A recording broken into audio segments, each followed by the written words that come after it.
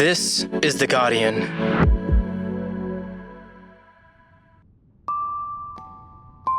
You're about to hear evidence, as said in court, read by voice actors. The evidence has been edited in some respects for time and ease of listening, but remains an accurate representation of those sections of the trial. It was overcast. I think it may have been slightly rainy. It's last light on the 12th of April, 2009. We stepped off from our vehicles. We moved down into what is referred to as the green. The grass through the green was approximately waist to chest high in places. In the Uruzgan province of southern Afghanistan, an insurgent stronghold known as Whiskey 108 has been bombed by Allied aircraft ahead of a raid by Australian SAS soldiers. I was to clear buildings in the vicinity of the Whiskey, the building that was deemed Whiskey 108. The object of the mission is to seek out insurgents, to find and destroy any weapons, to clear the compound of any threat. Along the way, we came across a dead body in the grass. We're unsure how it got there, as there was no footmarks. Ben Roberts-Smith also says he remembers walking past a body. I didn't physically see the engagements take place because I was at the rear. Engagement. That's military argot for a fight, to be in conflict with an enemy. But I did walk past one of the engaged insurgents on the way through. And as they move deeper into Whiskey 108, they start clearing the separate buildings that make up the compound. There are improvised explosive devices found, and opium too. And there are women and children inside the compound, and the soldiers begin to gather them together. It was the way the women were acting. Their body language indicated there was something. One of the soldiers, it's not exactly clear who, spots something suspicious. From a best recollection, it was a mat carpet style thing covered over with some other items, basically just to keep it down. Other soldiers give evidence that it's a metal grate with loose grass over the top. But whatever it is, it's designed to obscure the entrance to a hand-dug tunnel. And this is where the soldiers' stories from that day deviate. So at that stage, I can't remember whether I started using broken Pashtun or whether one of the other members of the patrol did, but the individuals were called out or tried to call out. 5 witnesses giving evidence for the newspapers say they saw men come out of the tunnel. They came out and they came out freely. They came out relatively quickly, once given the commands to come out of hands up or whatever the commands we gave them. But Ben Roberts-Smith and 4 of his witnesses, other soldiers who were on the raid, are adamant. No one came out of that tunnel. No one came out. There were no men in the tunnel. As the raid continues, what happens next is one of the central incidents in contention in this entire defamation trial. In Roberts-Smith's version of events, he says he moves away from the tunnel. I walked out of that corner. I was going to look down the edge of the building. And Roberts-Smith says he's confronted by a Taliban insurgent just around the corner, outside the courtyard where the tunnel was found. The individual that I saw was actually running in a crouch and was holding a bolt-action rifle in his hand. And I engaged that individual. But in another version, a soldier says he sees Roberts-Smith frog-marching an unarmed Afghan man, holding him by the scruff of the neck with his left arm, while in Roberts-Smith's right arm, he's carrying a machine gun. He then proceeded to throw the Afghan male down onto the ground. The Afghan male landed on his back. RS then reached down, grabbed him by his shoulder, flipped him over onto his stomach, and then I observed him lower his machine gun and shoot approximately 3 to 5 rounds into the back of the Afghan male. After he had done that, he looked up and saw me standing there, and he looked at me and said, "Are we all cool? Are we all good?" I just replied, "Yeah, no worries." Roberts-Smith strenuously denies this version of events. These 2 versions of events carry very different implications.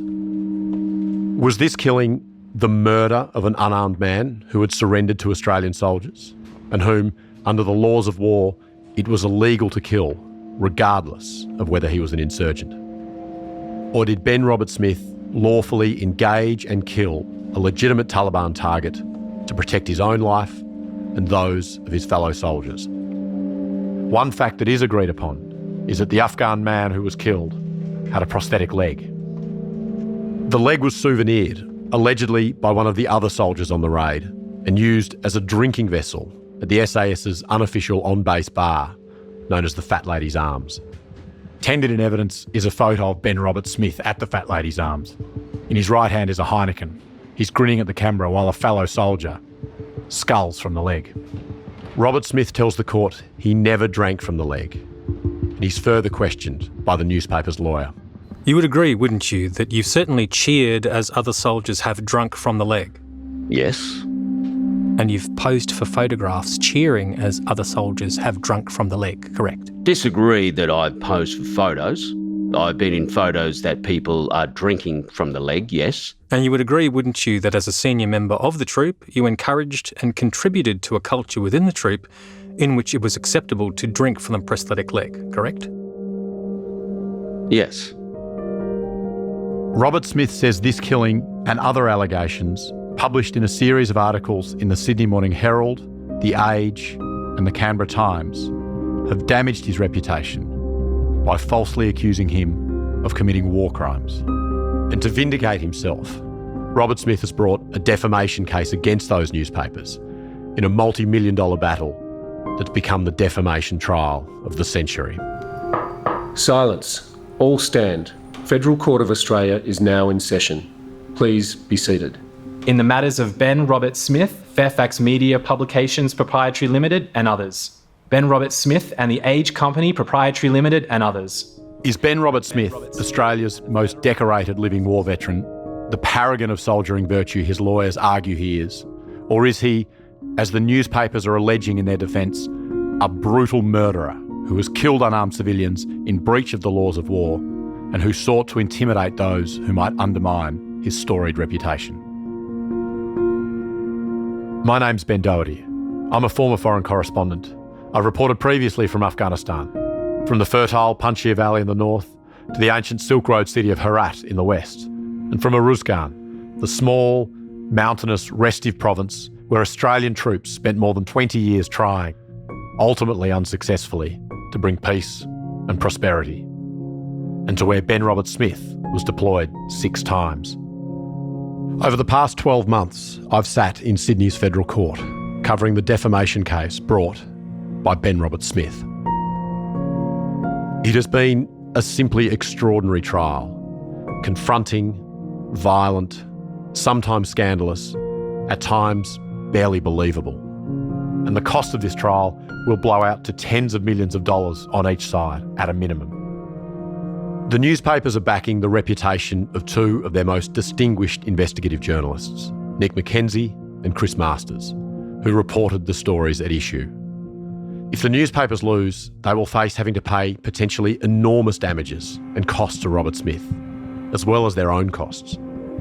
If Roberts-Smith loses, he faces paying the newspaper's massive legal bill. And as much as this is a battle between Ben Roberts-Smith and those who accuse him, it has become a far broader institutional contest.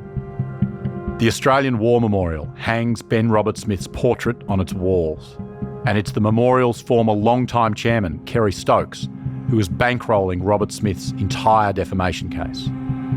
Even more directly, Stokes is the chairman of 7 West Media, Ben Roberts-Smith's employer, and the defamation case his companies are backing financially is against newspapers now owned by Seven's greatest rival in the Australian media, the Nine Network. If Ben Roberts-Smith didn't have a billionaire backer, or if a smaller media company, or one less prepared to back its reporters, was being sued, this case might not have made it as far as it has. And while this case is centred upon the alleged defamation of Australia's most decorated Afghan war veteran, on his actions and the people in his orbit, it has too shed an unprecedented and at times glaring light on the actions and culture of the Australian military overseas, an insight into the prosecution of Australia's war in Afghanistan, never before heard. From Guardian Australia, this is Ben Roberts-Smith versus the media. Listen to the series on the Full Story podcast feed from October 17.